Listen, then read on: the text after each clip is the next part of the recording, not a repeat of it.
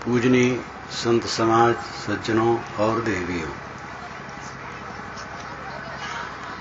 हमें अपने आप की पहचान करनी चाहिए कि हम कौन हैं, जहां आए हैं यहाँ हमारा क्या है और कौन है। और जब शरीर नहीं रहेगा तो हमारा क्या शेष रहेगा। इतना लंबा जीवन बीत जाता है मनुष्य का, इस पर वो सोचता है। शिशुपन अबोध में जाता है, बालकपन भी अबोध और खेल में जाता है। किशोर होता है, पढ़ता लिखता है, जवान में प्रमाद आता है, वासनाएं उठती। अधेड़ अवस्था में गृहस्थी की चिंता में उलझता है। जर्जर अवस्था में शारीरिक ताप में पीड़ित होकर के मर जाता है। जीवन का कोई मतलब नहीं रहता। कमाता है, खाता है, परिवार पोषता है, कला करता है, राग द्वेष करता है, चिंता, फिक्र, उद्वेग, अशांत, पीड़ा में जलता है और मर जाता है। जीवन का ये मतलब नहीं है। अपने आप की पहचान और अपने आप में स्थित शांति पाना जीवन का फल है। अपने को पहचानो, आप कौन है। परमात्मा जीवन का मुख्य विषय है, परमात्मा की प्राप्ति। परंतु आत्मा क्या है, इसको पहचानो। आत्मा को पहचान लेने के बाद फिर परमात्मा के विषय में संदेह नहीं रहता है। अध्ययन के केवल दो विषय हैं, स्व और पर। स्व नाम खुद और पर का अर्थ है जड़ प्रकृति संसार। जड़ चेतन दो सत्ताएं हैं। जो जानता है, समझता है, वो चेतन है। जो जानता समझता नहीं है कुछ, वो जड़ है। मिट्टी, पानी, आग, हवा, ये जड़ है। यहाँ देखो शामियाना लगा है, खंभे हैं, दरिया हैं, ये सब जड़ है। लेकिन जो आदमी है चेतन है। चेतन जड़ दो है। चेतन स्व है और जड़ पर है। ये दो का अध्ययन मुख्य विषय है। अपने को पहचानो और अपने से जो अलग है उसको पहचानो। आपका आपा, आपका स्वरूप शुद्ध चेतन है। आप स्त्री पुरुष नहीं है। स्त्री पुरुष शरीर का गठन है। आप काले गोरे नहीं, ब्राह्मण शूद्र नहीं, हिंदू मुसलमान नहीं, साधु गृहस्थ नहीं। आप शुद्ध चेतन आत्मा है और वो निर्मल है, निर्विकार है, अक्षय है, सदा है, स्थिर है। उसमें कोई दुख नहीं है, कोई पीड़ा नहीं। आप में कोई पीड़ा नहीं। अपने को न पहचान कर, शरीर ही सत्य मानकर, शरीर संबंधित प्राणी पदार्थों में सत्य बुद्धि करके अनेक दुराचार होता है। जहां पर जितना अधिक दुनिया का ऐश्वर्य होता है, सावधान न रहे तो वहां उतना अधिक पाप होता है। राजनेताओं को बड़ा ऐश्वर्य मिलता है, मंत्री हो गए तो और बड़ा ऐश्वर्य। उनकी कलम से करोड़ों अरबों रुपए का वारा न्यारा होता है और उनको ऊपर की आमदनी बहुत होती है।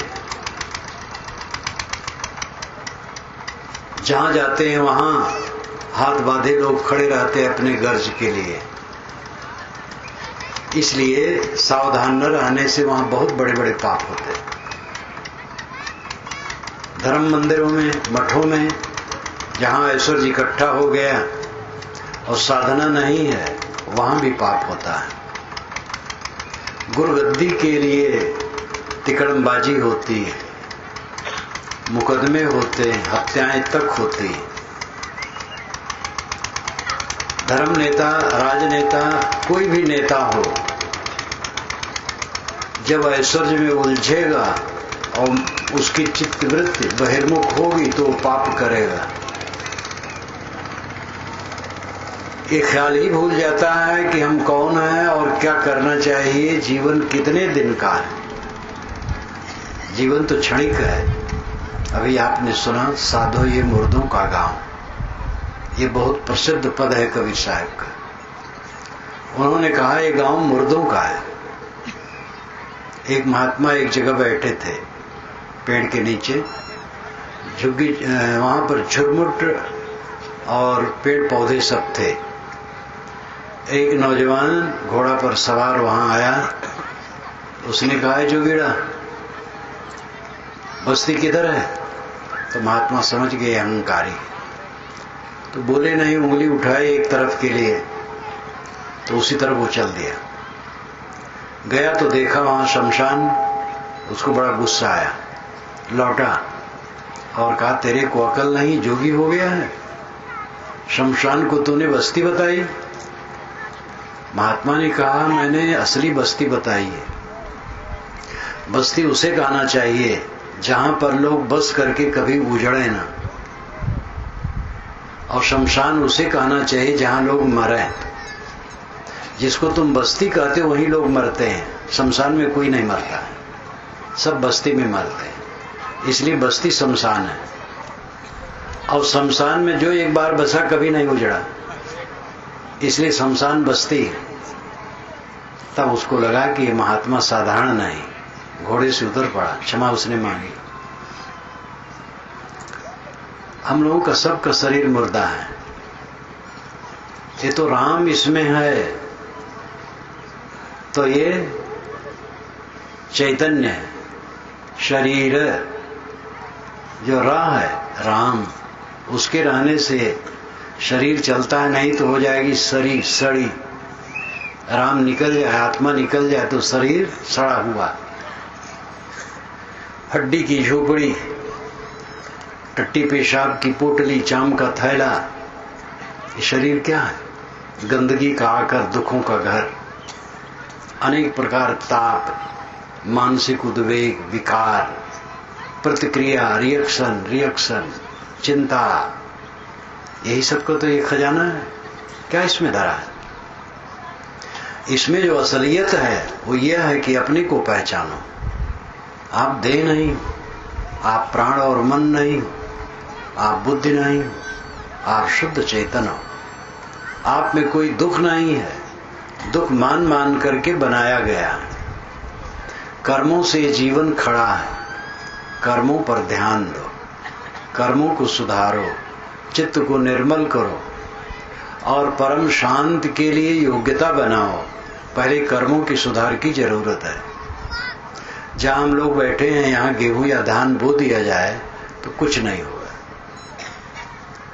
जब इसकी कमाई की जाए, उसके योग्य बनाया जाए इस मिट्टी को, और ऋतु आए, सारी योग्यताएं संपादित हो जाएं, तब बीज डालने से उगेगा और फसल होगी।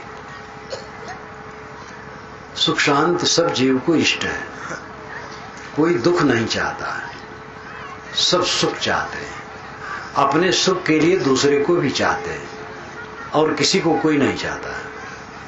पत्नी को पति और पति को पत्नी चाहते हैं, झूठ है। पति भावुक होकर के पत्नी से कहता, अगर तुम न रहो तो मैं जी नहीं सकता हूं, तुम्हारे बिना मैं रह नहीं सकता हूं, तुम्हारे में ही मेरा प्राण है। लेकिन जब पत्नी असाध्य बीमारी से पीड़ित हो जाती है और डॉक्टर कह देता है कि अब ये कभी खड़ी नहीं हो सकती, टट्टी पेशाब, स्नान, भोजन, सब कुछ, सारी क्रियाएं आपको कराना पड़ेगा, तब पति चाहेगा यही कि भगवान इसको बुला ले। और यही बात पत्नी की भी है। पत्नी जो पति के लिए भावुक होकर के कहती है, पति ऐसा हो जाए तो पत्नी भी चाहेगी ये जाए तभी कुशल है। कोई किसी को नहीं चाहता है, सब अपने सुख के लिए चाहते हैं। लेकिन अपना सुख है क्या? भगवान को भगवान के लिए कोई नहीं चाहता है। वो कहानी आप याद करें, एक नवयुवक एक ऊंचे टीले पर चढ़ गया जो 100 फीट ऊंचा था, तो मनोरंजन में चढ़ गया, लेकिन उतरने में उसको संकट लगा। जब आदमी को संकट घेरता है तो घबराता है, तो फिर प्रार्थना करता है। उसने कहा, टीला का देवता क्षमा कर मुझे, मैं 100 साधु ब्राह्मण खिलाऊंगा अगर सकुशल उतर जाऊं। तो उसको साहस आया, 50 फीट उतर आया। तब उसको लगा 100 साधु ब्राह्मण खिलाना बहुत महंगा है। उसने कहा देव 100 बहुत होता है, 25 ब्राह्मण 25 साधु खिला दूंगा। जब और उतर आया तो कहा देव ये 50 भी बहुत होता है, 5 ब्राह्मण 5 साधु खिलाऊंगा। और उतर आया तो कहा देव एक बार क्षमा कर दो, 1 ब्राह्मण खिलाऊंगा 1 साधु खिलाऊंगा। जब जमीन पर आ गया तो कहा हे देव इतने ऊंचे न कभी चढ़ूंगा न किसी को खिलाऊंगा। देव के लिए भी देव को कोई नहीं चाहता है, सब अपने आत्मा के सुख के लिए चाहते हैं। उस आत्मा को पहचानो, अपने को पहचानो। आपका सुख कहाँ है? आपका सुख स्त्री में नहीं है, पुरुष में नहीं। स्त्री समझती है हमारा सुख पुरुष में, और पुरुष समझता है हमारा सुख स्त्री में।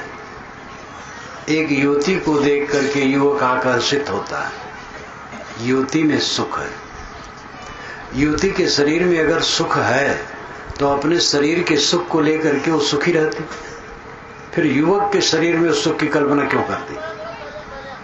और अगर युवक के शरीर में सुख है तो युवक अपने शरीर के सुख को लेकर के सुखी रहता, युवती में क्यों कल्पना करता? दोनों भ्रम में है। न स्त्री के शरीर में सुख है न पुरुष के शरीर में सुख है, और न कहीं सुख है। सुख तो मन की शांति में है। और आदमी जितना कुछ करता है मन को अशांत करने के लिए करता है। काम भावना में उद्वेगित करके आदमी अशांत होता है। मन के प्रतिकूल पा करके, क्रोध में उबल करके मन अशांत करता है। लोभ में पड़ करके मन अशांत करता है। जीवन की सारी प्रक्रियाएं मन को अशांत करने के लिए मानव करता रहता है। कम लोग हैं जो अकेले में बैठें, सोचें, विचारें कि मैं क्या कर रहा हूं। मन में शांति कैसे आए? ये समझ लो, दूसरे के लिए दुर्व्यवहार करके, दूसरे के प्रति ईर्ष्या करके, दूसरे को नीचा दिखाकर, दूसरे को नोच खसोट कर, दूसरे को तकलीफ दे करके आप कभी सुखी नहीं हो सकते। अगर दुख न चाहें तो दुख देना बंद कर दें। कर्म सुधार की बड़ी जरूरत है। हमारा जो जीवन खड़ा है कर्मों से खड़ा है, और जो कुछ हमारे इर्द गिर्द चलता है हमारे लिए वो सब हमारे कर्मों का परिणाम है। इसलिए कर्म का सुधार जीवन की सफलता है। कितना बड़ा मकान बनाया, कितनी बड़ी जमीन मेरे पास है, कितना बड़ा पद है, कितने पैसे हैं, इसका बड़ा महत्व नहीं। कितने हम विद्वान हैं, इसका भी महत्व नहीं। महत्व है कर्म कितना सुधरा है। कर्म ही से हमें सुख और दुख की अनुभूति होती है। अगर कर्म सुधरे हैं तो आदमी सुखी है, नहीं सुधरे हैं तो दुखी है। हम जो कुछ सोचते, बोलते और करते हैं वो सब कर्म में आता है, और वो सब हमारी जिम्मेदारी की बात है। कर्म हमसे कोई करवाता नहीं है। प्राय लोग कहते हैं कि ईश्वर जैसे चाहता है जिससे उससे उतना ही करवाता है। ईश्वर कर्म करने में प्रेरिता है। यहां तक लोग कहते हैं कि हम कठपुतली हैं, ईश्वर सूत्रधार है। ऐसा अगर मान लिया जाए तो मनुष्य छुट्टी पा जाता है। जब वो कठपुतली है तो कठपुतली बिगड़ी भी नहीं और सुधर भी नहीं सकते। सब जिम्मेदारी ईश्वर पर जाएगी। दुनिया में जितने पुण्य होते हैं वो ईश्वर करवाता होगा, लेकिन जो पाप होते हैं वो कौन करवाता है? जब ईश्वर की इच्छा बिना तृण नहीं हिलता है तो दुनिया में जो कुछ होता है सब ईश्वर की ही प्रेरणा से होता है। एक उपासना गृह में 20 लोग उपासना कर रहे हैं, आतंकवादी आते हैं, भून करके चले जाते हैं। ईश्वर भुनवाया होगा।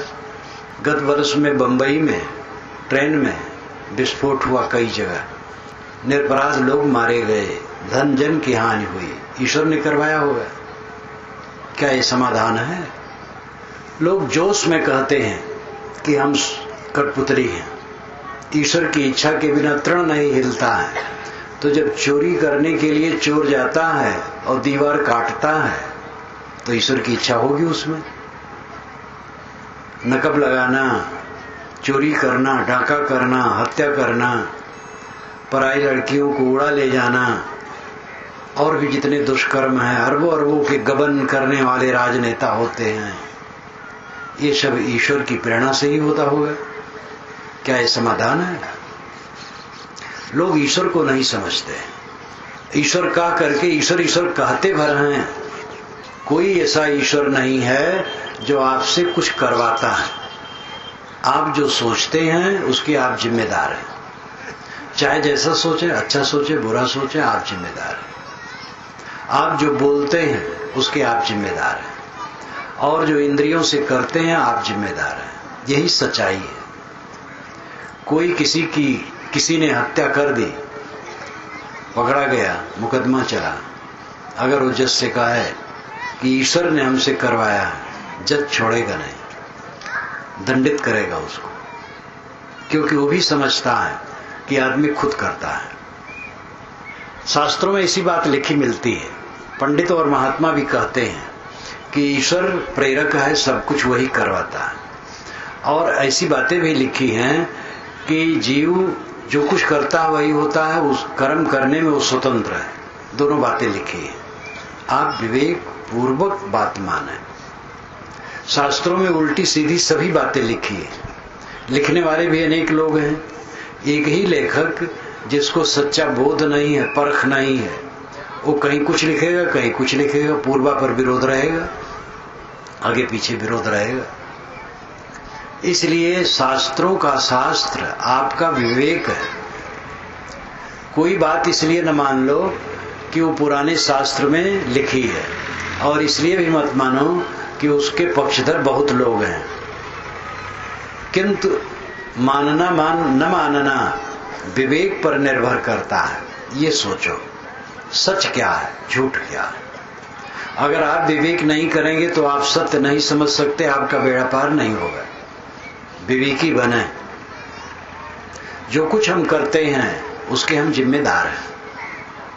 इसलिए हम सोच को ठीक कर सकते हैं। गंदी सोच, पर स्त्री के विषय में सोचना, पर धन के विषय में सोचना, दूसरे की क्षति करने के विषय में सोचना, दूसरे को नीचा दिखाने के विषय में सोचना, दूसरे में फूट डालने के लिए सोचना, दूसरे के धन अपहरण करने के लिए सोचना, जहां तक हिंसा है वो सब सोचना होता है हमारे जीवन में अगर, तो हम जिम्मेदार हैं। अच्छा ही सोचते हैं उसके हम जिम्मेदार हैं। इस पर हम निर्णय लें और गलत न सोचें। गलत सोचेंगे उसके संस्कार मन में पड़ेंगे, वह संस्कार काटेंगे। गलत सोचते सोचते मुख से गलत वाणी निकलेगी। गलत वाणी निकलने से वासना और दृढ़ होगी, और फिर ये विचार दृढ़ होने से फिर कर्म भी वैसे हम करेंगे। हत्या करने के लिए लोग पहले सोचते हैं कि हम अपने दुश्मन की हत्या कर दें, और बराबर सोचते हैं बहुत दिनों तक। फिर वो अपने खास लोगों से गुप्त वार्ता भी करते हैं। बहुत दृढ़ जब हो जाते हैं तब वे तलवार बंदूक कुछ उठाते हैं और मारते हैं। जितनी जितनी क्रिया उसमें होती है उतना उतना उनका संस्कार बलवान होता है। किसी की हत्या के विषय में आप सोचिए तो मन गंदा होगा, अब अगर वाणी में ले आए तो अधिक गंदा होगा। अब अगर हत्या कर दिए तब तो जीवन ऐसा हो जाएगा। एक ने कहा था कि महाराज मैंने एक की हत्या कर दी तो मर गया तुरंत, और मेरी हत्या रात दिन हो रही। उसकी अंतरात्मा जलती रहती थी कि मैंने पाप किया। उसको लगता था कि जिसको मैंने मारा है वो सदैव मुझे मारने आ रहा है। चोर को हर जगह पुलिस दिखाई देती है, शाह के लिए पुलिस भी बंद हुआ। अपने कर्मों के संस्कार हमें पीड़ित करते हैं और सुख देते हैं। कर्मों का सुधार जीवन का सुधार है, और ये समझना चाहिए कि हम कर्म जो कुछ करते हैं उसके हम जिम्मेदार हैं। कोई प्रेरिता दूसरा नहीं है, हम स्वयं उसके जिम्मेदार हैं। विवेक शुद्ध कर लें, बुद्धि शुद्ध कर लें, अच्छे कर्म करें, अच्छी सोच रखें, अच्छी वाणी बोलें, जीवन हमारा आनंदमय हो जाएगा।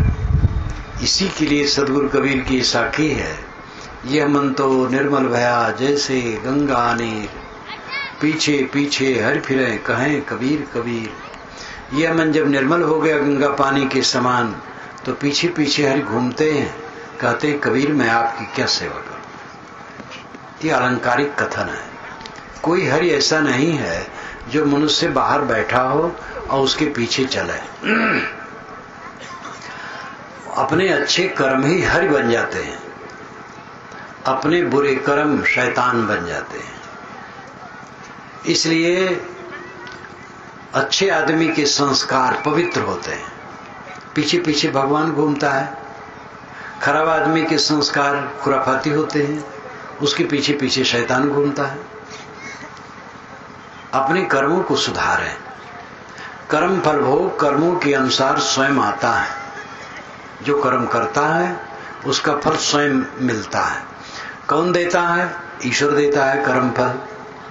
ईश्वर कहने से ऐसा लगता है कि कोई व्यक्ति है, वो सोचता है और देता है, लेखा जोखा रखता है। इस पर थोड़ा आप विचार करें तो ये भ्रम कट जाएगा।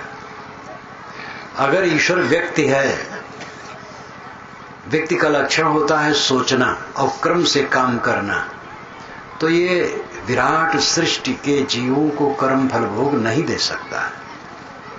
हर क्षण असंख्य जीव देह धरते और छोड़ते हैं, व्यक्ति ईश्वर कर्म फल भोग कैसे दे पाएगा? इसके लिए उदाहरण है, एक किसान ने 1 एकड़ में गेहूं बोया। अगर हर गेहूं के दाने को फोड़ फोड़ करके उसे अंकुरित करना हो तो ये काम वो नहीं कर पाएगा। लेकिन मिट्टी, पानी, ऋतु, खाद, हवा, प्रकाश सारी योग्यताओं के संपादित हो जाने पर करोड़ों एकड़ के बीज एक साथ में उग जाएंगे। नियम के कर्म व्यापक होते हैं और व्यक्ति के कर्म सीमित होते हैं।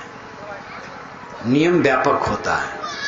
ईश्वर व्यक्ति अगर है तो कर्म फल भोग नहीं दे पाएगा, क्योंकि सोच सोच के देगा। और हर क्षण असंख्य जीव देह धरते छोड़ते हैं, अरबों खरबों भी कम है। असंख्य जीव हर क्षण देह धरते और छोड़ते हैं, तो व्यक्ति ईश्वर कर्म फल भोग कैसे दे पाएगा? इसलिए असली ईश्वर है नियम, जो सर्वत्र व्याप्त है। ये कहा जाता है कि ईश्वर कण कण में व्याप्त है। ये बात सच है। कण कण में नियम व्याप्त है, वो नियम ही ईश्वर है। कण कण में क्रिया होती है और उसी क्रिया से सब वस्तुएं निर्मित होती रहती है। कंकड़, पत्थर, बीज, वृक्ष, वनस्पति और सारी चीजें सब उसी से होता रहता है। तो ये जो पदार्थों में गति होती है वो उनके नियमों से होती है। 6 ऋतुओं का परिवर्तन, वर्षा का होना, भूचाल का आना, आवर्षण होना और भी जितनी क्रियाएं हैं, ये सब प्रकृति के नियमों से होता रहता है। नियमों को पहचानें, नियम को समझें। ये जो नियम है विश्वव्यापी, यही ईश्वर है जो कण कण में है। वो चेतन नहीं है, वो कुछ जानता नहीं है, उसका स्वभाव है। नाथ सहज इनकर जड़ करणी, ये गोस्वामी जी ने भी कहा। पृथ्वी जल अग्नि वायु इनके सहज जड़ कर्म है, स्वाभाविक है। जैसे हवा तेज चलती है तो आप प्रार्थना करके उसको रोक नहीं सकते हैं, क्योंकि हवा बेजान है। बाढ़ आई, वरुण देवता की प्रार्थना करने से बाढ़ रुकेगी नहीं। अपनी जान को संभालो और भागो वहां से।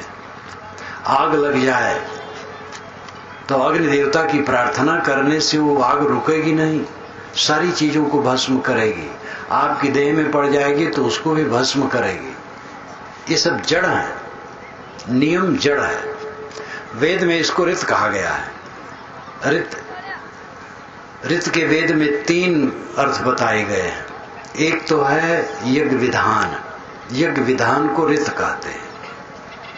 इसीलिए यज्ञ मंडप को ऋत सदन भी कहा गया है। दूसरा ऋत का अर्थ है प्रकृति का नियम, जो बहुत गहरा अर्थ है। तीसरा रित का अर्थ है नैतिकता के नियम। जीवन में जो हम करते हैं उसमें नैतिकता के अपने नियम हैं। किसी से आप मिले, मीठे वचन बोले, सत्य बोले, हितकर बोले, मेल मिलाप की बात किए, तो वहां से जब उठेंगे तो आपके चित्त में संतोष रहेगा। और कहीं मिले वहां कट कहे, झूठ कहे, फोड़ फांस की बात कहे, दुर्व्यवहार की बात कहे, तो पीछे गलानी होगी। किसी की सेवा आपने कर दी, कोई सड़क पर पड़ा है, फड़फड़ा रहा है, आपने उठाया, हॉस्पिटल भेज दिया, सेवा कर दी, तो आपके मन में सुख उत्पन्न होगा। और किसी को धोखा दिया, ढकेल दिया, चीज छीन ली, तो चीज भरे पा गए, लेकिन मन जलता रहेगा। नैतिकता के अपने नियम होते हैं। आदमी, स्त्री और पुरुष एक दूसरे के प्रति आकर्षित होकर के अमर्यादित व्यवहार किए, तो क्षण मात्र उन्हें एक खुजलाहट का आनंद आया, और उसके पश्चात चित्त जलेगा कि मैंने गलत काम किया। संयम से है, चित्त संतुष्ट रहेगा। इन नैतिकता के नियम, इनको भी रित कहते हैं। तो विश्वव्यापी नियम ही ईश्वर है, जो जिससे सब कुछ, सारी गतियां होती रहती हैं। आप जो करो वो वैसे पेश कर देगा। वो कंप्यूटर की तरह है, वो सोचता नहीं, उसमें चेतना नहीं है, उसमें ज्ञान नहीं है, स्वभाव है। आप भोजन करते हैं, आपके हाथ में ज्ञान नहीं है, वो जड़ है, लेकिन आपको वह सुख और दुख देता है। अगर भोजन सात्विक, सुपाच्य, संतुलित किए तो आंत से सुख मिलेगा, पेट हल्का रहेगा। लोभ में पड़ करके आपने असंतुलित भोजन किया, गर्म भोजन यानी बहुत उष्ण, बहुत तेज तलख और ज्यादा, तो आंत आपको कष्ट देगी। आंत में चेतना नहीं है, स्वभाव है। सर्वत्र स्वभाव है, नियम है, उसको पहचाने और उसको समझ करके चलें। लेकिन लोगों ने ईश्वर बना लिया है व्यक्ति। क्यों बनाया ईश्वर व्यक्ति? क्योंकि इसमें सरलता है। नियम से प्रार्थना करो तो नियम बदलेगा नहीं, और ईश्वर जब चेतन है तो दयालु है, वो कृपा करेगा। लड्डू चढ़ा दो, नाम ले लो, खुश हो जाएगा, अब आपके पाप को काट देगा। ये भूल भुलैया की बात शुरू हुई। तो हमने चोरी की, काफी माल लाया, और 2-4 हजार रुपए के कपड़े, मिठाई, फूल, माला, नगद लेकर के मंदिर में पहुंचे, प्रार्थना किए भगवान की। प्रार्थना खुश हो गया, ईश्वर खुश हो गया प्रार्थना पा करके, और उसने पाप काट दिया, क्योंकि उसको घूस मिल गया, कमीशन मिल गया। कमीशन खाने वाला ईश्वर आपने बनाया है, और वो ईश्वर है नहीं, आपका बनाया है, और कटेगा नहीं पाप, ये समझ लो, भोगना पड़ेगा। क्षमा मांगने की तरीका नहीं है कि मनुष्य के घर में चोरी करो और भगवान के घर में क्षमा मांगो। निरहू का खेत जोतो और गुरहू को लगान दो। जिसका खेत जोतो उसको लगान दो। जिसके घर में आपने चोरी की उससे क्षमा मांगो, उसको माल लौटा दो, वो खुश हो जाएगा, तो क्षमा हो जाएगी। ईश्वर यहां क्षमा मांगने से क्या फल होगा? लेकिन हमने अपने को भूल में डाला और ऐसा ईश्वर गढ़ करके रखा जो कोप और कृपा करता है। वो कोप भी करता है, कृपा भी करता है। जब वो देखता है कि भगत हमारा नाम बहुत जप रहा है तो पिघल जाता है, चाहे जितना पाप किए वो पिघल जाता है। और लड्डू चढ़ा दे तो और पिघल जाता है, क्योंकि लड्डू खाने पा जाता है तो पाप काट देता है। ये भूल भुलैया है। कोई ऐसा ईश्वर नहीं है कि आपकी प्रार्थना सुनकर वो पिघल जाए और लड्डू पा करके खुश हो जाए। जरूरी है नियम को समझना, नियम के अनुसार चलना। किसी आदमी को मैंने गाली दी, आदमी व्यक्ति है, तो अगर वो दयालु है तो मुझे क्षमा कर सकता है। लेकिन अगर मैंने अपने हाथ को आग में रखा तो आग नहीं क्षमा करेगी, क्योंकि आग चेतन नहीं है। उसमें कोप और कृपा नहीं है, स्वभाव है, वो हाथ को जला देगी। नियम ईश्वर है, नियम में गिरफ्त होगे दंड पाओगे। नियम को संभाल करके नियम के अनुसार चलो, ये ईश्वर की सच्ची भक्ति है। भोजन करो तो ईश्वर की भक्ति उसमें क्या है? सादा भोजन करो, जल्दी पचने वाला भोजन करो और थोड़ा कम करो, बस ईश्वर की भक्ति हो गई। फिर आराम से आप रहोगे। और ज्यादा खा लो, करो ईश्वर की प्रार्थना, देखो पचता है कि नहीं? नहीं पचेगा। चाहे गंगा जल पियो, चाहे गुरु चरणोदक पियो, चाहे नाम जपो, चाहे मंत्र रटो, पचेगा नहीं।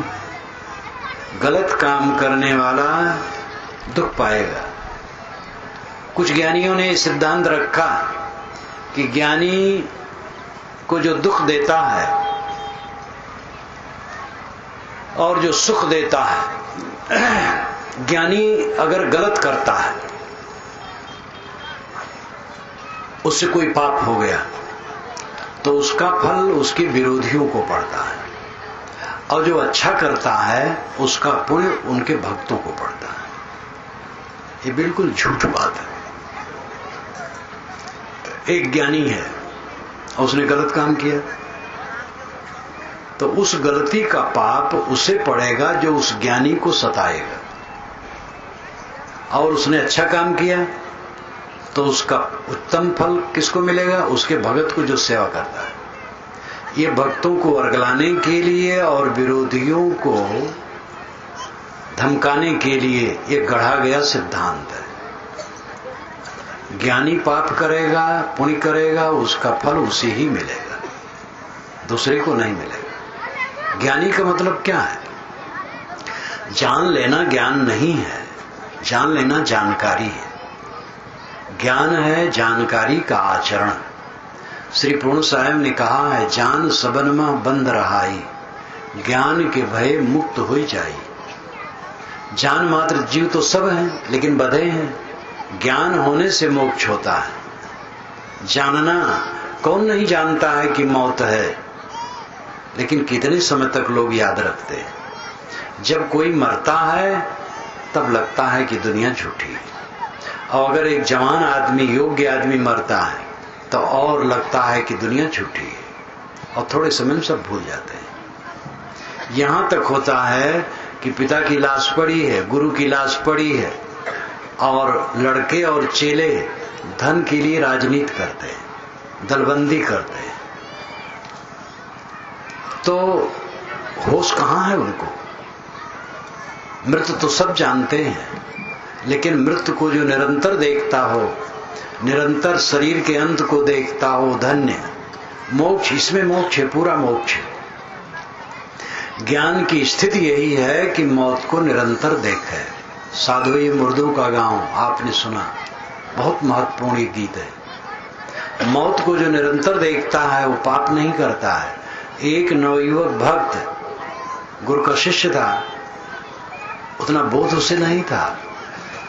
गुरु भी सुंदर युवक थे और भक्त भी युवक था।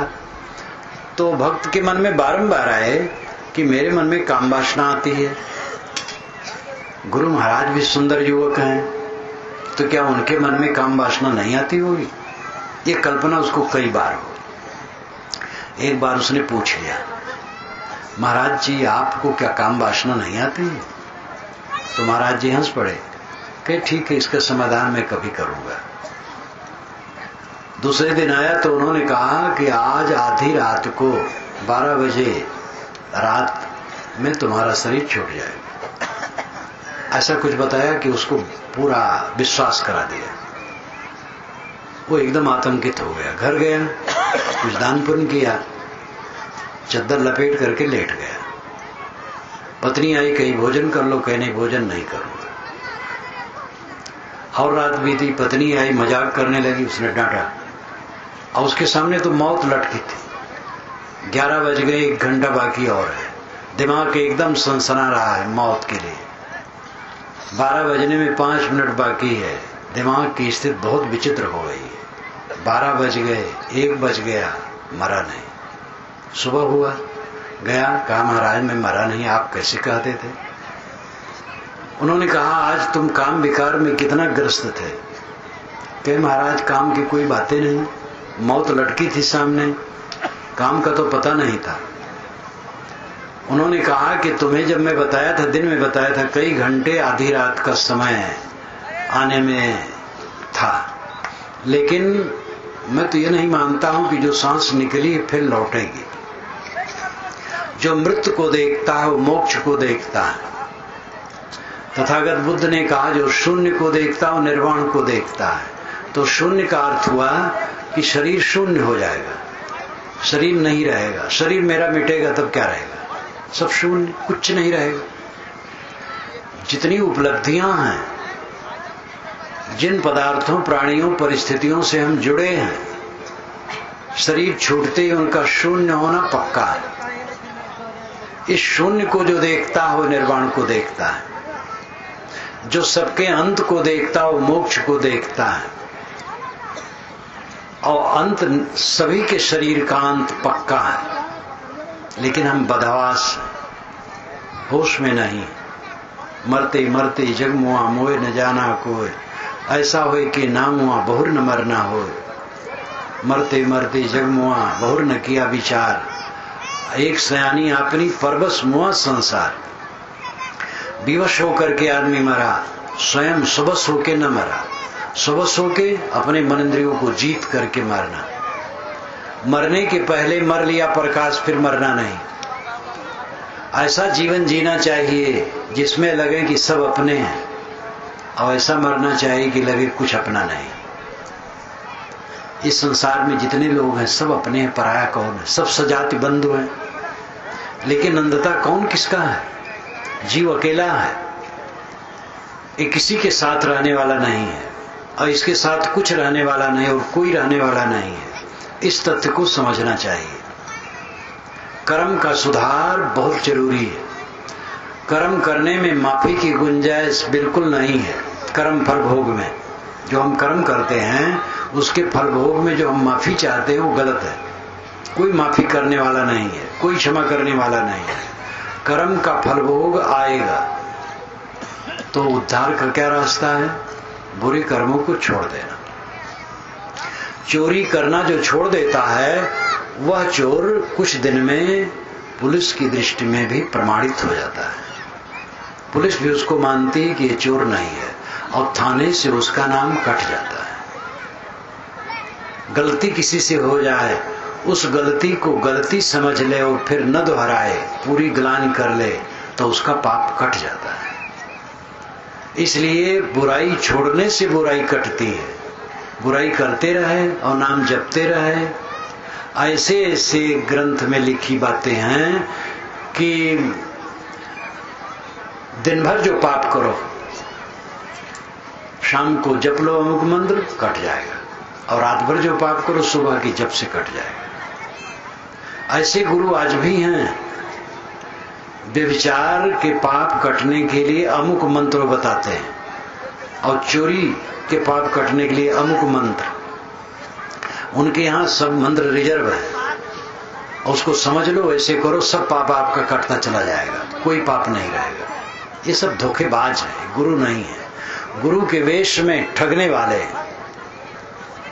गुरु पाप करे तो गुरु का पाप नहीं कटेगा। कहते हैं कि राम का नाम लो दुख कट जाएगा। राम अपने माता का दुख नहीं दूर कर पाए, पिता का दुख नहीं दूर कर पाए, पत्नी का दुख नहीं दूर कर पाए। उनका नाम लेने से आपका दुख कैसे दूर हो जाएगा? राम स्वयं बहुत दुखी थे। इसलिए भारत में ये परंपरा चल पड़ी कि कोई अपना दुख ज्यादा देर तक कहने लगे तो लोग कहते क्या यार राम कहानी शुरू कर दी। राम कहानी का अर्थ हुआ दुख भरी की कहानी। लेकिन राम की वीरता और विशेषता क्या है? उस दुख में वे विचलित नहीं हुए। राजगद्दी शाम को बताई गई और सुबह वनवास दिया गया, लेकिन वो विचलित नहीं हुए। जहां रहे दृढ़ रहे, यही राम का रामत्व है। लेकिन जहां उन्होंने गलती की उसका फल उन्हें मिला। बाली को उन्होंने छिप करके मारा, जो नीति विरुद्ध था। इसलिए पंडितों ने उनको क्षमा नहीं किया। पंडितों ने लिखा कि राम ही कृष्ण हुए, और राम ने जो बाली को छिप के मारा था, कृष्णावतार में अंत में जरा नाम के व्याध से मारे गए। श्री कृष्ण ने शिशुपाल की भुजा उखाड़ ली तो जगन्नाथ में भगवान लूले बैठे। वृंदा का सतीत्व विष्णु ने नष्ट किया तो उसके शाप से विष्णु पत्थर हो गए। ये सब कहानियां यद्यप काल्पनिक हैं, लेकिन कर्म सिद्धांत को देखते हुए ये कहना पड़ेगा कि पंडितों की ये बहुत बड़ी ईमानदारी और वीरता है कि जिनको लोग भगवान कहे, देवता कहे, पंडितों ने उन्हें भी क्षमा नहीं किया और लिखा कि ये भी अपने कर्म फल भोग भोगे। ये भारतीय परंपरा की विशेषता है। भारतीय परंपरा में केवल पोगापंथी नहीं है, विवेक की बात भी है। पोगापंथी सब जगह है, सभी पंथों में, सभी संप्रदायों में। भारतीय सब जगह पोगापंथी है, और सब जगह में कहीं भी अच्छाई सच्चाई हो सकती है। कुल मिलाकर के कर्म सिद्धांत को ठीक समझने की जरूरत है। एक क्षण मात्र के लिए जो हम सोचते हैं, उसका सफेद या काला दाग हमारे मन में पड़ जाता है। अच्छा सोचते हैं तो अच्छा संस्कार पड़ता है, बुरा सोचते हैं तो बुरा संस्कार पड़ता है। वाणी से अच्छी और बुरी बात जो निकल गई, उसके संस्कार पड़ते हैं। इंद्रियों से जो अच्छे और बुरे कर्म हुए, उसके संस्कार पड़ते हैं, और वही हमारे जीवन के सुख दुख के कारण बनते हैं। इसलिए इस जीवन में आकर के सफल वह है जो निरंतर अपने को संभालता है। भजन क्या है? भगवान का भजन क्या है? परमात्मा का भजन क्या है? नियम को समझना। परमात्मा तो आत्मा है, आत्मा से अलग परमात्मा कहीं मिलने वाला नहीं। परमात्मा के दर्शन कराने वाले भी आजकल खूब घूम रहे हैं, पहले भी घूमते थे, लेकिन वेदों में कहीं नहीं लिखा है कि कोई परमात्मा के दर्शन होते हैं। शास्त्रों में भी नहीं लिखा है, उपनिषदों में भी नहीं लिखा है, ये पुराणों में, महाकाव्यों में लिखा गया। होड़ की बात, जिसके दर्शन होते हैं वो जड़ होता है, रूप होता है, रूप के दर्शन होते हैं। परमात्मा तो शुद्ध चेतन है, उसके दर्शन कैसे होंगे? वो तो दृष्टा है, जो देखने वाला है, दृष्टा है, वही खुद परमात्मा है।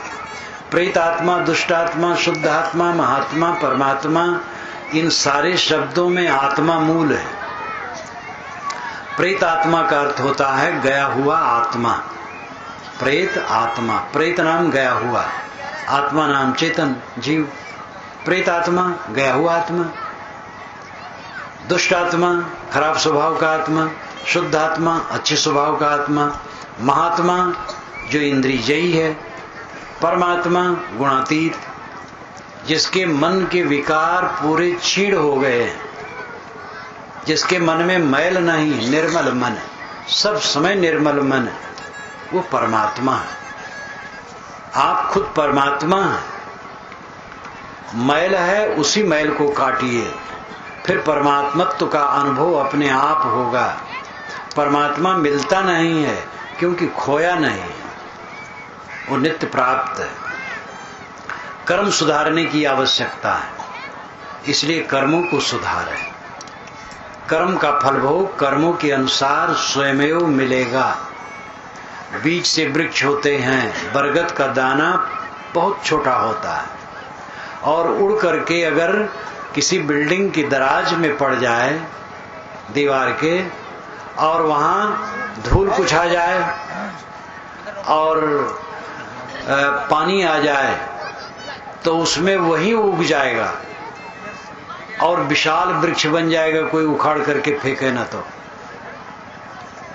बरगद का दाना बहुत महीन और उसमें बहुत विशाल वृक्ष बनता है। गुजरात में नर्मदा के तट पर भड़ौत जिले में कबीर बड़ खड़ा है, 600 वर्षों का कबीर बड़, कबीर साहब के नाम से है। कबीर साहब वहां गए थे, तत्वा जीवा नाम के 2 बंधुओं को उन्होंने उपदेश दिया था। अमेरिका में एक बड़ है 5000 वर्ष पुराना। अगर महाभारत यहां हुआ है सच, तो जब यहाँ महाभारत हुआ था उस समय वो पौधा बना था। तो एक महीन दाना कितना दीर्घायु का वृक्ष होता है, लेकिन एक मटर का दाना बहुत बड़ा होता है बरगद के दाने से। परंतु मटर से जो उत्पन्न होता है अंकुर और पौधा बनता है, वो कुछ ही दिन में गल करके खत्म हो जाता है। ये बीजी असर। तो पाप और पुण्य, अच्छे और बुरे जितने कर्म हैं, वो जीव के अंतःकरण में रहते हैं, और जैसे पहले से कर्म फल भोग हुआ वैसे आगे भी होगा। उसके लिए कोई देवता की कल्पना की जरूरत नहीं है। कर्म फल भोग नियमों से होता है। अब जरूरी है कि कर्म के बंधन को हम काटें।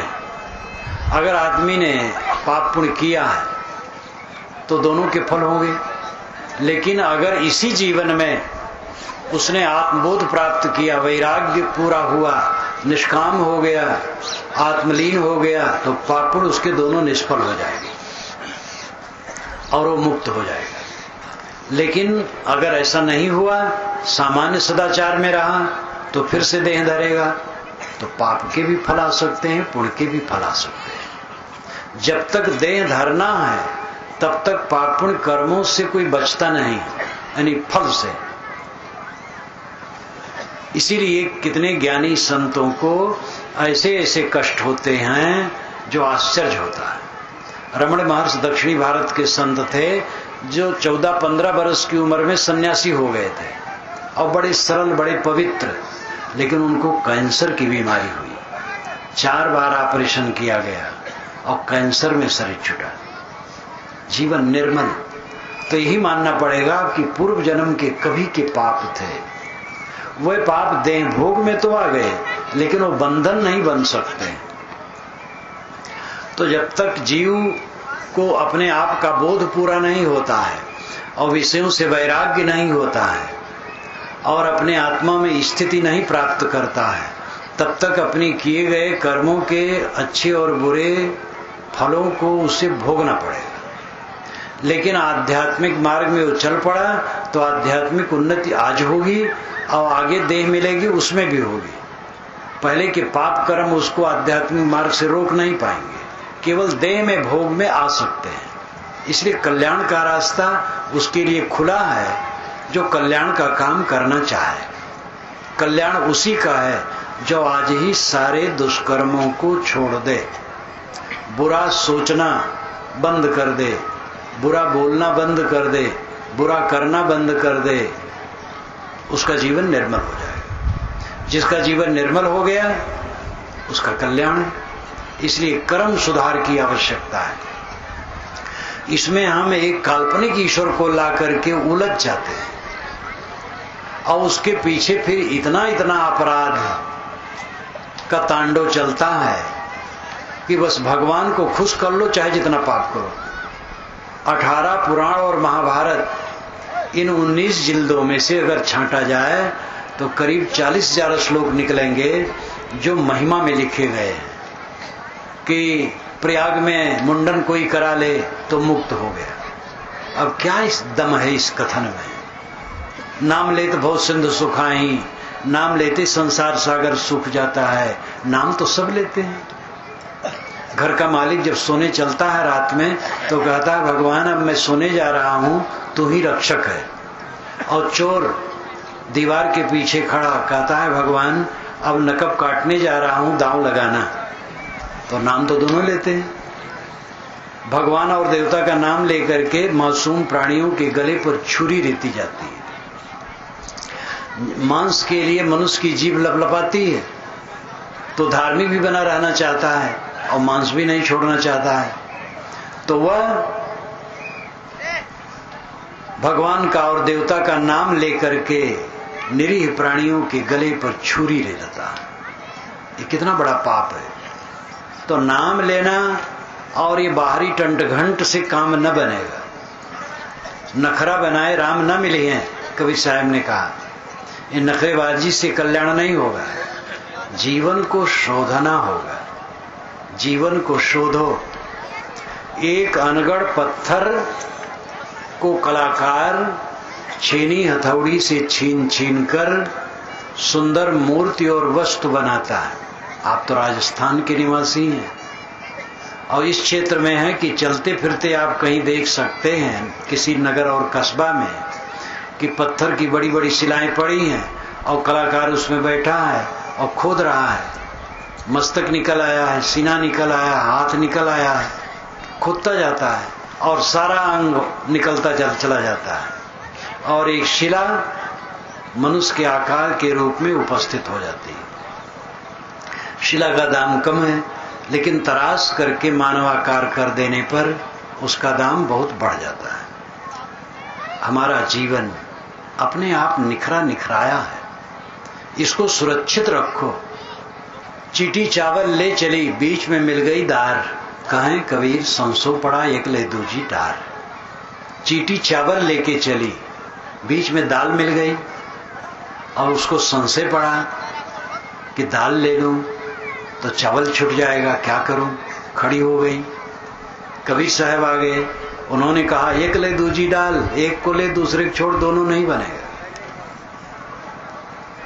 ये अलंकार में कथन है। चीटी मनुष्य, चावल शुद्धता है, दाल अशुद्धता है। चावल दाल अपने में शुद्ध शुद्ध की बात नहीं, यहां घटाने के लिए जो उदाहरण है वो यही है। मनुष्य चीटी है, चीटी के स्थान पर मनुष्य ग्रहण है और चावल के स्थान पर शुद्धता। मनुष्य शुद्धता लेके चला। एक बच्चा है शिष्य, बिल्कुल निर्मल मन का बालक, निर्मल मन का चेहरा, उसका मासूम, दांत साफ। लेकिन वही जब बड़ा हो जाएगा तो काइयां, चालाक और अनेक प्रकार की बुराइयां शुरू हो जाएंगी। पैसा कमाने लगेगा तो तंबाकू तो खाना है, बीड़ी पीना है, पान खाना है, शराब पीना है और अटपट काम करना है। जीवन को खराब करता चला जाएगा। आदमी शुद्धता लेकर के चला और बीच में दार मिल गई। साहब कहते दोनों एक साथ नहीं हो सकता है। एक क्षण में एक ही काम होगा, पाप या पुण्य। चाहे आप पाप करें या पुण्य करें। पाप करेंगे तो पुण्य नहीं होगा, पुण्य करेंगे तो पाप नहीं होगा। क्रोध करेंगे तो वहां क्षमा नहीं होगी, क्षमा करेंगे तो क्रोध नहीं होगा। इसलिए अपने को वर्तमान में संभालें। नाना मत में भजन साधन की प्रक्रियाएं विविध हैं और एक की दूसरे में नहीं चलती है। राम नाम आप किसी मस्जिद में नहीं कह सकते हैं और किसी मंदिर में आप अल्लाह नहीं कह सकते हैं। किसी मंदिर में नमाज नहीं पढ़ी जाती है और किसी मस्जिद में हर कीर्तन संभव नहीं है। और इतना ही क्या, कृष्ण मंदिर में राम की प्रार्थना असंभव है, राम मंदिर में कृष्ण की प्रार्थना असंभव है। एक राम मंदिर में कथिक नाचता था। कथिक जो नाचने वाले होते हैं वो पुरुष होते हैं और वो स्त्री का वेश नहीं बनाते हैं। एक झुल्ल जैसा पहनते हैं सफेद और दुपट्टा रखते हैं कंधे पर और गाते हैं। बहुत अच्छे कलाकार होते हैं। वो कथिक गा रहा था झूला का गीत राम मंदिर में। तो झूला में श्री कृष्ण महाराज की चर्चा ज्यादा है, तो श्री कृष्ण की महिमा में एक गीत गाया, फिर दूसरा गाया तो वो भी कृष्ण की महिमा में, तीसरा जब शुरू किया वो भी कृष्ण की महिमा में था। तब पुजारी नहीं सा पाया, वो तो पहली गीत में ही जल गया था। खड़ा होकर के कहा, देखते हो किसका दरबार है? यानी भगवान राम का दरबार है और तुम कृष्ण का गीत गाते चले जा रहे हो। तो इतने कहा, देखते हो किसका दरबार है? सब सन। कथिक भी बेचारा सूख गया। ऐसी स्थिति में उसको गाना कैसे निकल सकता है? सारा रंग में भंग हो गया। राम उपासक कृष्ण उपासना को पसंद नहीं कर सकते। मथुरा वृंदावन में राधे राधे, श्याम भी भूल गया, राधे राधे कहने लग गए और राम तो भूल ही गए। जो ये इस्कान वाले हैं, जो विदेश में प्रचार ज्यादा है हरे राम हरे कृष्ण का, उनसे पूछा गया कि आपने बड़ा अच्छा किया कि हरे राम हरे कृष्णा, कम से कम राम और कृष्ण का आपने समन्वय किया। तो बड़े संकोच में पड़ गए। कहे ये राम अयोध्याधीश नहीं है, ये बलराम है, कृष्ण के बड़े भाई है। कृष्ण के बड़े भाई इसलिए लिया गया, नहीं लिया जाता। कहा जाता गोस्वामी जी भी जब वृंदावन में आए तो कृष्ण की मूर्ति देख करके वो बहुत दुखी भये। कहे महाराज ये मैं नमस्कार नहीं करूंगा, धन्ना बाण लो तब नमस्कार करूंगा। तो ये बाहर की उपासना में सदैव खंडमंड है और विविधता है, विरोध है। इसीलिए कबीर साहब ऐसी उपासना बताते हैं जिसका कहीं विरोध नहीं। वो है कर्म सुधार। पूरा बीजक आप पढ़ डालो। उन्होंने ऐसा तो कहा राम नाम भज राम नाम भज, वो सहज कहा है, वो अखंड कीर्तन करने नहीं कहा है। कर्म सुधार पर उन्होंने जोर दिया है। अगर आदमी कर्म सुधारता है, कोई नाम जपे न जपे, कोई उपासना पद्धति अमुक अपनाए ना अपनाए, कर्म सुधारता है तो सब हो गया। और कर्म बिगड़ा है तो कुछ भी करे कोई फल अच्छा नहीं होगा। और ये कर्म सुधारने की जो बात है इतनी सरल है, ये राजमार्ग है, सहज मार्ग है। ये साधना कबीर साहब की सहज समाधि और सहज साधना ये दो है। सहज समाधि है अपने आप में स्थित हो जाना। सहज स्वरूप क्या है? आत्मा ही सहज स्वरूप है। अपनी चेतना आत्मा ही अपना सहज स्वरूप है। अपने आत्मा में संतुष्ट हो जाना सहज समाधि है। और सहज साधना क्या है?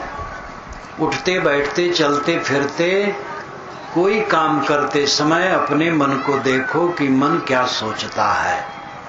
अब अच्छा सोचो, बुरा ना सोचो। पूजा घर में हो, टट्टी घर में हो, भोजनालय में हो, कारखाने में हो, दफ्तर में हो, सड़क में हो, रास्ते में चलते हो, बिस्तर पर हो, कहीं भी हो, सदैव अपने मन को देखो कि मन क्या सोचता है और निगरानी रखो गलत न सोचे, दूसरे का अहित न सोचे, अपने मन इंद्रियों को लंपट करने का न सोचे और दूसरे का अहित न सोचे। धर्म इतने ही में है, अपने पर संयम और दूसरे के लिए शील। अपने मन पर अपनी इंद्रियों पर संयम रखो, रोक करके रखो, बुराइयों में न जाने दो। और दूसरे पर शील, किसी को हमसे मनवाणी से कष्ट न हो, ये काम हर समय करो। उठत बैठत कबहु न छूटे ऐसी तारी लागी, ये सदगुरु कबीर की एक पंक्ति है। उठते बैठते कभी नहीं छूट रहा है, ऐसी तारी लगी। तारी का अर्थ है ध्यान, समाधि। ऐसी समाधि लगी कि उठते बैठते कभी छूट नहीं रहा। सहज समाधि के दो रूप होते हैं, एक व्यवहारिक और एक साधनात्मक दशा में। जब साधना की स्थिति में साधक होता है, आभ्यासिक और व्यावहारिक। आभ्यासिक सहज समाधि संकल्प शून्यता है और व्यावहारिक सहज समाधि विकार शून्यता है। ध्यान दीजिए, अब प्रवचन के आखिर की तरफ चल रहे हैं, बहुत सावधानी से ध्यान देंगे। संतो सहज समाधि भली, गुरु प्रताप जा दिन से प्रगटो श्रुत नांत चली। ये भजन आप लोगों ने खूब सुना होगा। सहज ध्यान रहो, सहज ध्यान रहो, गुरु के वचन समाई हो, ये बीजक का है। ये सब सारे प्रसंग ऐसे हैं कि इस पर मनन चिंतन किया जाए तो घंटों समय चाहिए। प्रवचन में तो सार सार थोड़ा थोड़ा कहा जाता है, और इसलिए कहा जाता है कि उसको पा करके, उससे प्रेरित हो करके आप जग जाएं, और जग करके ऐसे संतों भक्तों सज्जनों का संपर्क करें जिनमें साधना है और बोध है, उनसे प्रेरणा लें और ऐसे ग्रंथों को पढ़ें और अकेले में बैठ करके मनन चिंतन करें और इस मार्ग में लग जाएं। केवल प्रवचन सुन करके सब समाधान नहीं होगा। प्रवचन में तो आपको एक ठोकर दिया जाता है कि जग जाए और जग करके लग जाए। प्रवचन में विवरण कितना दिया जाएगा? तो सहज समाधि आभ्यासिक और सहज समाधि व्यावहारिक। व्यावहारिक सहज समाधि है विकार शून्य रहना, अपने मन को देखो विकार ना आए। काम विकार, क्रोध विकार, लोभ विकार, मोह विकार, ईर्ष्या विकार, द्वेष विकार, चिंता विकार, मन के जितने विकार हैं ये आने न पाए, ये दूर रहे। सब समय निर्मल मन, ये जीवन की सबसे बड़ी उपलब्धि है। आपको जीवन में जरूरी क्या है? भूख लगने पर थोड़ा भोजन, रोटी। आप राजस्थानी भात की जरूरत नहीं, रोटी। आप लोग भात खाते जब शक्कर घी पाते हैं, और बंगाली लोग दाल भात सब्जी रोज खाते हैं। तो बंगाली अगर है तो दाल भात मिल जाए बहुत, या भात नमक मिल जाए बहुत, और राजस्थानी तो रोटी नमक मिल जाए बहुत। और हम लोग तो घूमने वाले, ना राजस्थानी ना बंगाली तो दाल भात रोटी सब्जी कुछ भी मिल जाए। थोड़ा पेट भरने के लिए थोड़ा सा भोजन चाहिए, और तन ढकने के लिए थोड़े कपड़े चाहिए, और सोने की थोड़ी जगह चाहिए, और मन की निर्मलता चाहिए। बस काम हो गया। और लोग इस पर ध्यान नहीं देते। खाने की विषय बढ़ाते चले जाते हैं, पहनने की विषय बढ़ाते चले जाते हैं, वैभव ऐश्वर्य मालूम होता है यहीं रहना है। और मन को निर्मल करने वाला काम जो सच्चा सुख देगा उस पर शून्य है। इसलिए बाहर संपन्न है और भीतर विपिन्न है। बाहर भरे भरे दिखते हैं और भीतर खाली खाली है, झाएं झाएं झाएं करके मर जाते हैं। बड़े बड़े धनवान विद्वान और ये स्वामी लोग भी साधु वेश धरने से कुछ होगा नहीं। नाटक वाला भी साधु वेश धर लेता है। मैंने बचपन में देखा था एक नाटक, तो उसमें साधु बन करके और चद्दर ओढ़े था पूरा सिर से, और बाहर कुछ नहीं देखता था।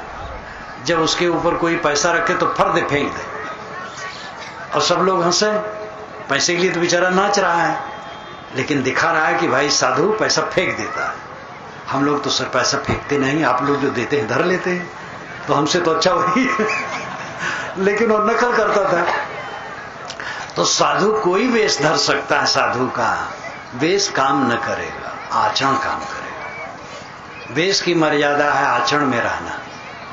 वेश में हो न वेश में हो, जो आचरण में है उसी का कल्याण होगा। तो मन की निर्मलता, हरदम मन निर्मल, ये व्यावहारिक सहज समाधि। सास बहू एक दूसरे से मीठा वचन बोले, देवरान जेठान, पिता पुत्र, भाई भाई, गुरु शिष्य, अन्य लोग, ग्राहक, दुकानदार, सभी क्षेत्रों में एक दूसरे से मीठा वचन बोलें, सुंदर बर्ताव करें, निर्मल मन रखें। मन की निर्मलता, विकार विहीनता, ये सहज समाधि, ये व्यावहारिक सहज समाधि। और आध्यात्मिक सहज समाधि, जब ध्यान में बैठे आंख मूंद करके, तब चित्त निर्विचार हो गए, संकल्प शून्य, कुछ नहीं सोचते हैं। ये आध्यात्मिक सहज समाधि, ये काल्पनिक नहीं है। जब वैराग्य और बोध दोनों पक्का हो जाता है तब निर्विकल्प दशा आती है। अंतिम समाधि निर्विकल्प है।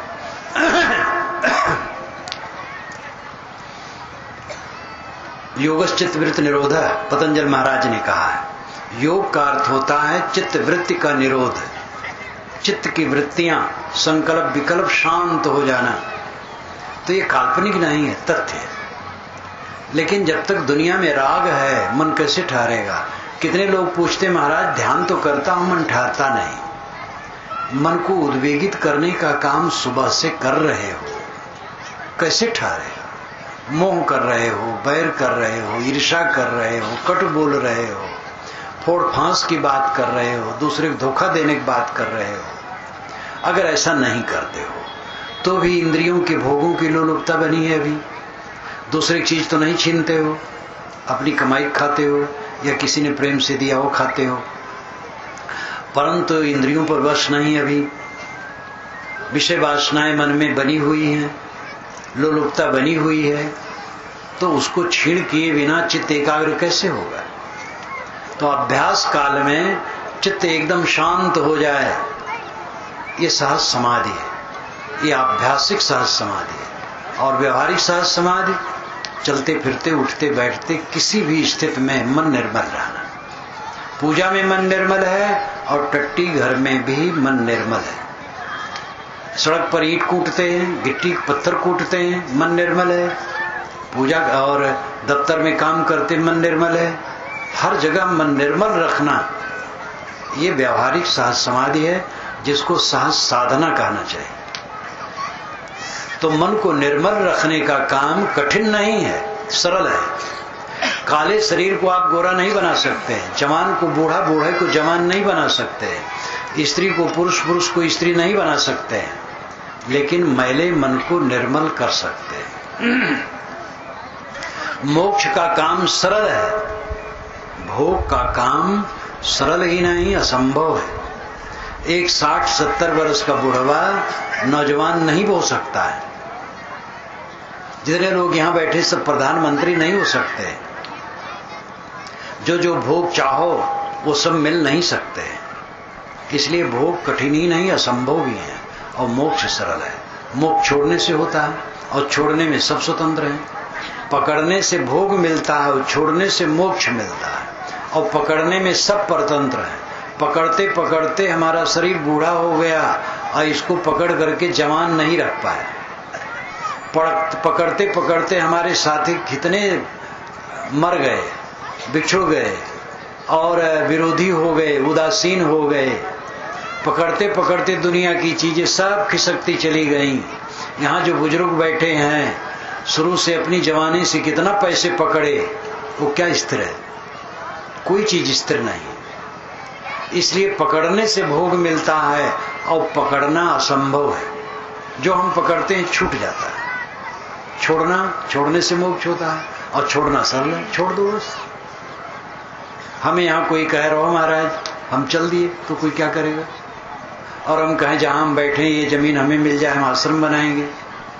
लोग कहें नहीं महाराज ये आपको आश्रम के लिए नहीं दिया जाएगा, ये तो 3 दिन के लिए कार्यक्रम के लिए दिया गया है। अगर मैं बैठ जाऊं तो पुलिस मुझे उठा करके सड़क पर कर देगी। तो इसको पकड़ने में मेरे लिए असंभव है, कठिन है और असंभव भी है। लेकिन छोड़ करके चल देने में क्या असंभव है, क्या कठिनता है? पकड़ने से भोग मिलता है, अब आज तक कोई पकड़ नहीं पाया, इसलिए भोग असंभव है। छोड़ने से मोक्ष मिलता है और छोड़ना बहुत सरल है। मन का मोह छोड़ दो। काहीं कबीर ते उबरे जाहि न मोह समाए। एक पंक्ति काफी है साहब की। काहीं कबीर ते उबरे जाहि न मोह समाए। जिसके मन में मोह नहीं समाता है वो संसार से उबरता है। मोह कैसे न समाए? जिनके लिए मोह होता है, विचारो क्या वैसे रहेगा? एक सुंदर युवक, एक सुंदरी युवती, क्या वैसे रहेगी? क्या ये बुढ़िया सुंदरी युवती नहीं थी? क्या ये बूढ़े लोग सुंदर युवक नहीं थे? क्या अपना शरीर वैसे है? सारे संयोग का वियोग पक्का है, सब कुछ कभी नसना पक्का है। प्रकृत और विकृत, यही नाटक निरंतर चलता है। प्रकृत और विकृत, पृथ्वी जल अग्नि वायु का समुच्चय प्रकृत कहलाता है। मिट्टी पानी आग हवा का समूह ये प्रकृत है, और इसमें जो निरंतर परिवर्तन है वो विकृत है। उसी परिवर्तन में निर्माण और विनाश चलता है। जो कुछ दिखाई देता है सब निर्माण विनाश का खेल है। इसमें कहां मोह करने लायक है? सब तो काल के गाल में समाता चला जाता है। साधो ये मुर्दों का गांव, आपने भजन शुरू में सुना। नाम अनाम अनंत रहते हैं। साहब कहते नाम अनाम अनंत है। नाम कुछ हम जानते हैं और बहुत के नाम नहीं जानते हैं। अभी सभी प्राणियों के नाम नहीं रखे जा सके और पदार्थों के सब नाम अभी नहीं रखे जा सके। तो नाम अनाम अनंत रहते हैं। दूजा तत्व न कोई, दूजा तत्व न हुई। दुनिया में जो कुछ मिलता है नाम अनाम में सब दृश्य जड़ है और दूसरा क्या है? इसलिए साहब कहते कहें कबीर सुनो हो संतो भटक मोह जनि कोई। भटक करके मरो मत। पानी की धारा बह रही है, पकड़ नहीं सकते हो। ये प्राणी पदार्थों का प्रवाह पानी की धारा है। आज से 100 वर्ष के पूर्व का सारा कुछ मिट गया है। जितने लोग हैं 100 वर्ष के बाद इसमें कोई नहीं रहेगा। पानी के बुलबुले, मृग मरीचिका, इसी प्रकार ये सारा संसार परिवर्तनशील भागता चला जा रहा है।